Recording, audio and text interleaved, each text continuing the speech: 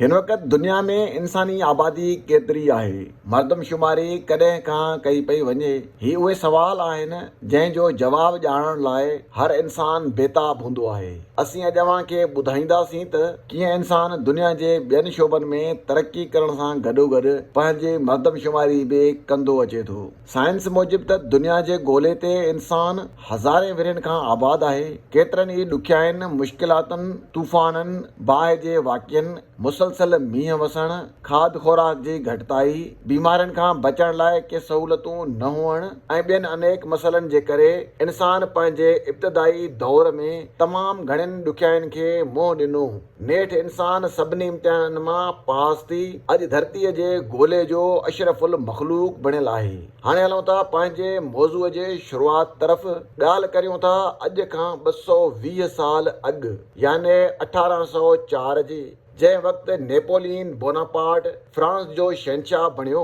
Napoleon Bonaparte जूं जंगियूं तमामु घणियूं मशहूर आहिनि। उन वक़्तु दुनिया जी कुल आबादी लॻभॻि 1 अरब हुई। 1804 खां वठी 1930 ताईं 126 विरियनि जो ॻिच अरसो गुज़रण बावजूदि बि इंसान जी आबादीअ में एतिरो इज़ाफ़ो कोन थियो जंहिंजो ज़िक्र पाण अॻिते कंदासीं। हिन वक़्तु अव्हांखे 1930 जे दौर बाबति कुझु ख़ासि ॻाल्हियूं ॿुधायूं था जीअं अव्हांखे अंदाज़ो थी सघे त 1930 में इंसानी ज़िंदगी कहिड़नि मरहलनि मां गुज़री हुई। 1930 खे डिप्रेशन जो साल बि कोठियो वेंदो आहे, छो त 29 अक्टूबर 1929 ते वॉल स्ट्रीट वाक़िए सबबि स्टॉक मार्केट क्रैश थी हुई, जंहिंजो असर अमेरिका खां शुरू थी सॼी दुनिया ते पियो। उन ॾींहं खे ब्लैक ट्यूज़डे जे नाले सां बि यादि कयो वञे थो। 1930 में फुटबॉल जो पहिरियों वर्ल्ड कप मुनक़िद थियो हो ऐं प्लूटो सियारो बि 1930 में ई दरियाफ़्त थियो।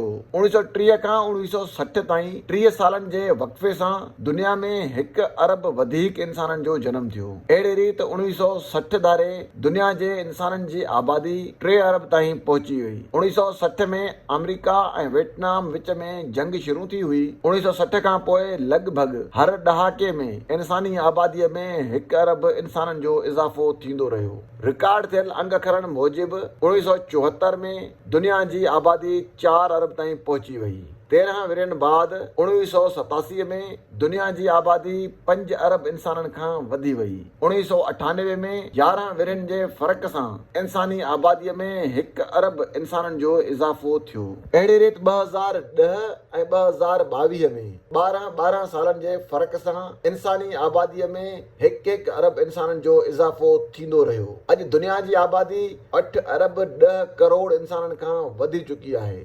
इंसानी आबादीअ ते गहरी नज़र रखण बैदि उन ॻाल्हि ते बि गौर कयो वियो त दुनिया में हर साल लॻभॻि 3 करोड़ 34 लख खां वधीक ॿार पैदा थियनि था ऐं 1 करोड़ 51 लख खां वधीक इंसान पंहिंजी ज़िंदगी पूरी करे मौत खे पहुचनि था।